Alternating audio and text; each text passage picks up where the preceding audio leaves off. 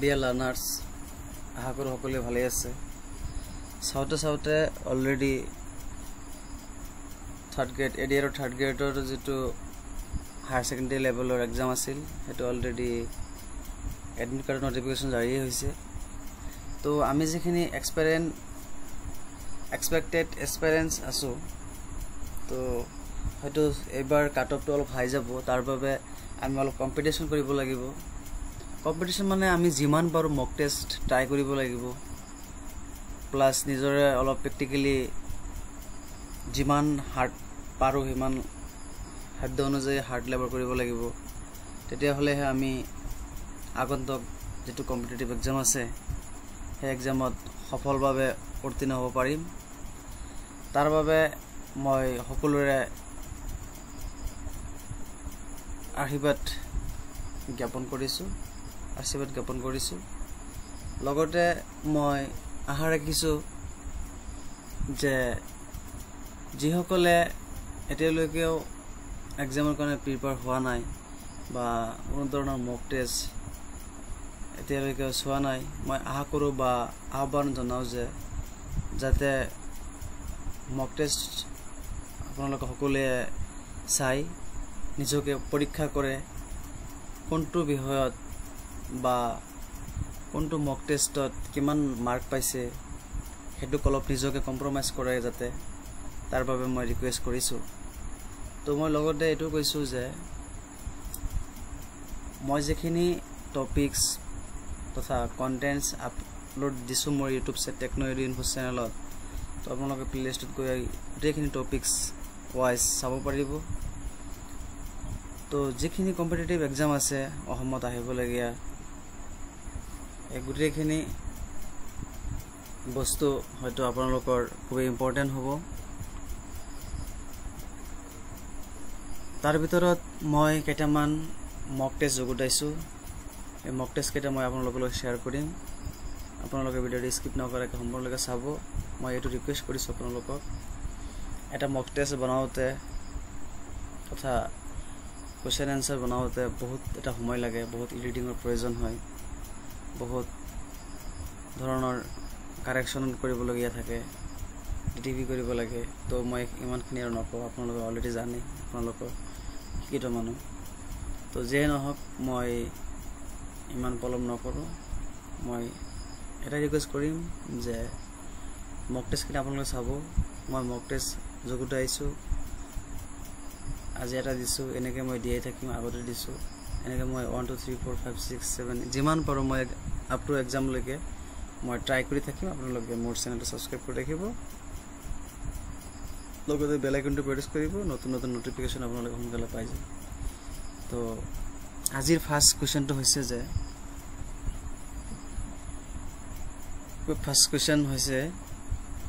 Who is the author of the book The Story of My Experiments with Truth?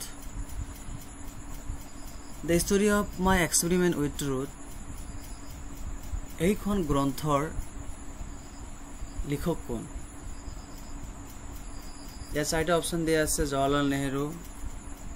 MK Mohandas Karamchand Gandhi, সিত আছে ইন্দিৰা গান্ধী, ডিত আছে সুভাষ চন্দ্ৰ বোস। তো এই চাৰিটা অপচনৰ ভিতৰত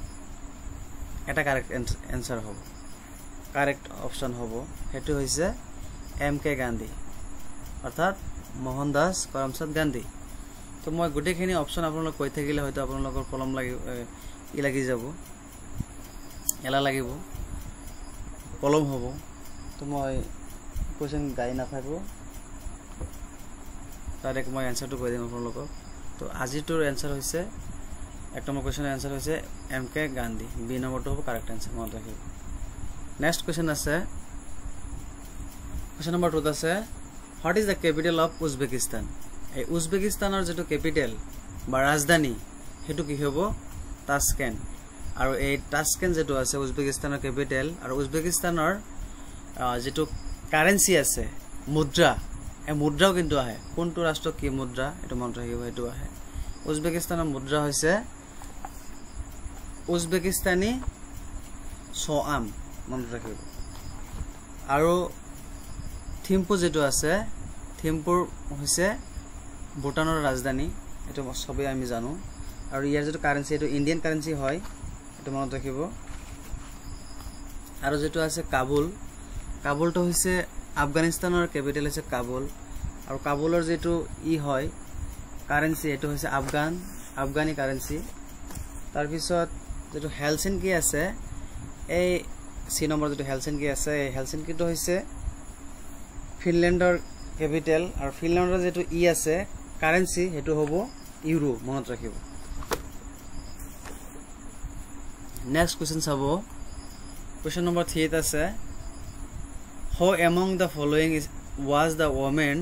to receive Bharat Ratna in the year of 2001 ইয়াত চাৰিটা অপচন দিয়া আছে ইন্দিৰা গান্ধী হৈছে first woman to receive the Bharat Ratna in India একটা আছিল এগৰাকী আছিল ফাৰ্স্ট woman ভাৰত ৰত্ন ৰিসিভাৰ মনত ৰাখিব আৰু তাৰপিছত লতা মংগেশকাৰ 2001 চনত ভাৰত ৰত্ন পাইছিল মনত ৰাখিব কোশ্চেন নম্বৰ 4 আছে how was the first human in space from India আৰু সন স্পেস যেটো আছে মহাকাশ এই মহাকাশলৈ প্ৰথম মহাকাশলৈ যোৱা প্ৰথম ব্যক্তি কোন আছিল এটো হ'ব যদি আমি যেটো ইয়াত ইন্ডিয়া হোদা হৈছে তাৰ বাবে হ'ব ৰাকেশ শৰ্মা যদি কোৱা হয় যে ওয়াৰ্ল্ড বা first human in the space first human in space এটো হলে ওয়াৰ্ল্ডৰ হেতু হ'ব ইউৰি গাগাৰিন তো মনত ৰাখিব আৰু নীল আৰ্মষ্ট্ৰং হৈছে চন্দ্ৰ নেক্সট কোশ্চেনত আছে ৰাকেশ শৰ্মা তো ইয়াত আহি গৈছে আছে না কোশ্চেন নম্বৰ আছে 5ত who was the founder of Sikh religion Sikh ধৰ্মৰ প্ৰৱৰ্তক কোন এකට হৈছে গুৰু নানক দেৱ মনত ৰাখিব গুৰু নানক দেৱ এটো কাৰেক্ট আনসাৰ হ'ব গুৰু নানক দেৱ আৰু এটা কথা কৈছো মই যদি হয়তো মই ইয়াত ইংলিশ কোশ্চেন টু ইংলিশ কিন্তু মই অসমত কৈ আছো যদি সেন্টেন্স টু অসমত লিখি দিব লাগে তো মই কমেন্ট কৰি জনাব মই অসমত লিখি দিবলৈ চেষ্টা কৰিম ছয়মত আছে who is known as the Iron Man of Assam আৰু অসমৰ যেটো আইৰন ম্যান যেগৰাকী আইৰন ম্যান আছিল এখেত হৈছে বিষ্ণুৰাম মেধি আৰু যদি কোৱা হয় ইয়া যে আইৰন ম্যান অফ ইন্ডিয়া আৰু ইন্ডিয়া হলে সৰ্দাৰ বল্লভভাই পটেল এটা মনত ৰাখিব সৰ্দাৰ বল্লভভাই পটেল হ'ব এটা মনত ৰাখিব নেক্সট আছে কোশ্চেন নম্বৰ 7 আছে হু was the grand old man of India আৰু grand old man of India কাক বুলি জানা যায় এখেত হ'ব দাদাভাই নৰজিক গ্ৰেট ওল্ড ম্যান হিচাপে জানা যায় ভাৰতত কোশ্চেন নম্বৰ 8 আছে how was the first of constitution drafting committee of India ভাৰতৰ খসৰা সমিতি যেটো আছিল সংবিধানৰ খসৰা সমিতিৰ সভাপতি কোন আছিল ডিআৰ ভীমৰাও আম্বেদকাৰ মনত ৰাখিব এইটা ইয়াত আহি গৈছে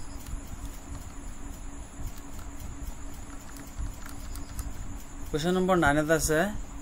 when is Children's Day celebrated in India ভাৰতত শিশু দিৱস কোন তাৰিখে পালন কৰা হয় এটো হৈছে 5 সেপ্টেম্বৰ এটো শিক্ষক দিৱস 17 জানুৱাৰী শিল্পী দিৱস আৰু 14 নৱেম্বৰ তো হ'ব এটো জৱাহৰলাল নেহৰু জন্মদিন হিচাপে কি কৰা হয় চিলড্ৰেনছ ডে হিচাপে পালন কৰা হয় মনত ৰাখিব এটো হৈছে এটা কনফিউজৰ কাৰণ আপোনালোকে দিয়া থাকিব 17 নৱেম্বৰ 18 নৱেম্বৰ বা 13 নৱেম্বৰ এবিলাকলৈ আপোনাৰ মন দিব ডাইৰেক্ট আনসাৰ লিখি দিব 14 নৱেম্বৰ নেক্সট কোশ্চেন আছে কোশ্চেন নম্বৰ 10 আছে হু among the following leaders was not a prime minister of India এই তলৰ যিগৰাকী ব্যক্তি আছে তাৰ ভিতৰত কোন গৰাকী ব্যক্তি ভাৰতৰ প্ৰধানমন্ত্ৰী নাছিল নীলাম সঞ্জীৱ ৰেড্ডি মই শৰ্টকাট দি আছো ডাইৰেক্ট মই প্ৰশ্নৰ অপচন বিলাক মই নকওঁ গটেকেটা নীলাম সঞ্জীৱ ৰেড্ডি আৰু লাল বাহাদুৰ শাস্ত্ৰী গুলজাৰিলাল নন্দা মহাৰাজ দেহা একেৰাকি আছিল ভাৰতৰ প্ৰধানমন্ত্ৰী মনত ৰাখিব নেক্সট আছে question number 11 where is the headquarters of the United Nations situated আৰু ইউনাইটেড নেশন মানে ৰাষ্ট্ৰসংঘৰ মুখ্য কাৰ্যালয় ক'ত অৱস্থিত এটা হ'ব জেনেভা সুইজাৰলেণ্ডত অৱস্থিত এটা মনত ৰাখিব আৰু এই জেনেভা সুইজাৰলেণ্ডত আৰু এটা আছে ওয়াৰ্ল্ড হেলথ অৰ্গানাইজেশন নৰ হেডকোৱাৰ্টাৰ WHO মনত ৰাখিব এইটো হেডকোৱাৰ্টাৰো জেনেভাত অৱস্থিত নেক্সট চাব কোৱেশ্চন নম্বৰ 12 আছে Davis cup associated with which of the following sports তলৰ কোন কেইটা খেলৰ লগত কোনটো খেলৰ লগত ডেভিছ কাপটো জড়িত আছে hockey lawn tennis football cricket কোনটো হ'ব লন টেনিছৰ লগত ডেভিছ কাপটো জড়িত আছে মনত ৰাখিব নেক্সট কোৱেশ্চন আছে 13 which of the following is a country with a single citizen একক নাগৰিকত্ব ৰাষ্ট্ৰ হৈছে ভাৰত এটো আমি সকলোৱে জানো যে ভাৰত ভুটান নহয় শ্ৰীলংকা নহয় ইটালীও নহয় মনত ৰাখিব ভাৰত হৈছে একক নাগৰিকত্ব a single citizen of India মনত ৰাখিব নেক্সট কোৱেশ্চন আছে 14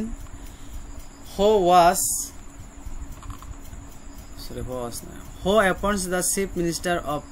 an Indian state এই ভাৰতীয় যিবিলাক ৰাজ্য আছে যিসকল নহয় যিবোৰ ৰাজ্য আছে সেই ৰাজ্য প্ৰত্যেকখন ৰাজ্যৰে এজন কি আছে ৰাজ্যপাল আছে সেই ৰাজ্যপালে কি কৰে চিফ মিনিষ্টাৰক কি কৰে নিযুক্তি দিয়ে এপইন্ট কৰে মনত ৰাখিব নেক্সট কোৱেশ্চন আছে 15 which country has 3 capitals এখন ৰাষ্ট্ৰৰে তিনিটা কি আছে ৰাজধানী আছে ক্যাপিটাল আছে মনত ৰাখিব এটো হৈছে সাউথ আফ্ৰিকা মনত ৰাখিব নেক্সট কোৱেশ্চন তো চাব কোৱেশ্চন নম্বৰ 16 ত আছে one which hills is the Kamakhya temple situated কোনখন পাহাৰত কামাখ্যা মন্দিৰ অৱস্থিত নীলাচল হিলত কামাখ্যা মন্দিৰ অৱস্থিত নীলাচল পাহাৰত কামাখ্যা মন্দিৰ অৱস্থিত মনত ৰাখিব কোৱেশ্চন নম্বৰ 17 ত আছে where is the red fort situated red fort as অৱস্থিত হৈছে নিউ দিল্লীত red fort অৱস্থিত আছে মনত ৰাখিব বহুত শৰ্ট কৰি আছো নেক্সট কোৱেশ্চন আছে কোৱেশ্চন নম্বৰ 18 ত আছে in which Indian এক্সপ্লেইন কিটা মই পিছত দি দিম বাৰু নেক্সটত এক্সপ্লেইন কৰিম লাহালে এক্সপ্লেইন কৰিম in which Indian state is Loktak Lake National Park situated এই Loktak Lake National Park যেটো আছে এই পাৰ্কটো ক'ত অৱস্থিত আছে অসমত অৰুণাচলত মণিপুৰত মেঘালয়ত মণিপুৰত অৱস্থিত মনত ৰাখিব তাৰ পিছত নেক্সট কোৱেশ্চন আছে কোৱেশ্চন নম্বৰ 19 ত আছে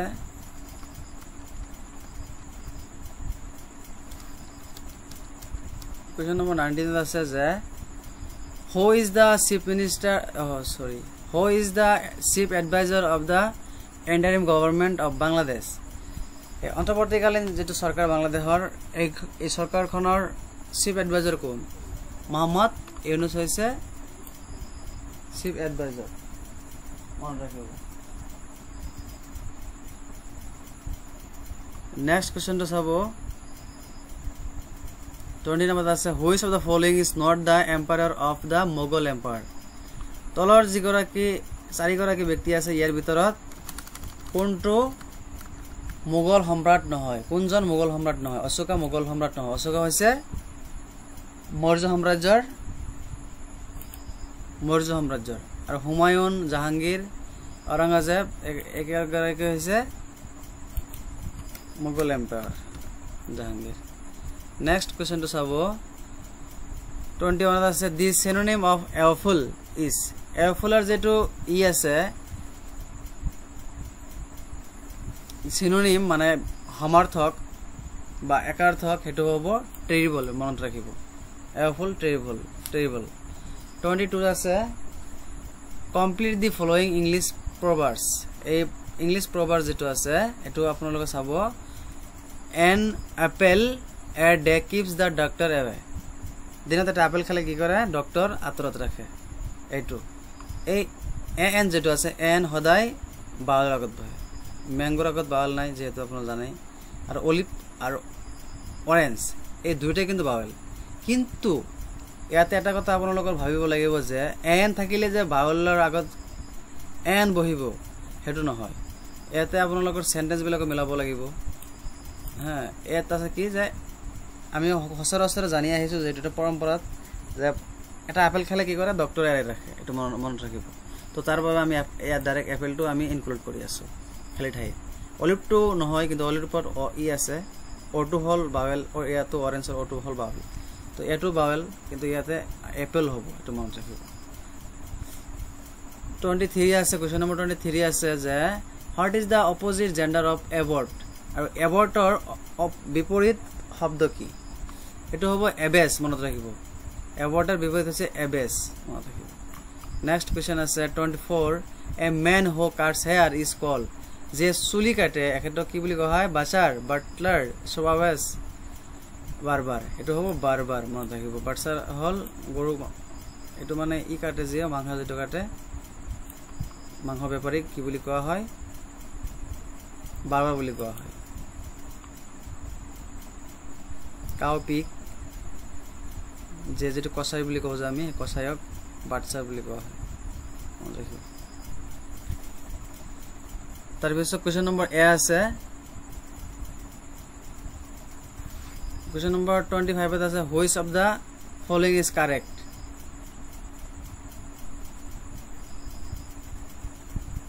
ইয়াতে কৈছে যে তল কোনটো শুদ্ধ হ'ব এৰ ডান কি মোজ মানে গৰুৱে মোজ কৰে তাৰ পিছত ইয়াতে এটো ভুল আছে এ হৰ্স স্কোয়াক হাতীয়ে কৰে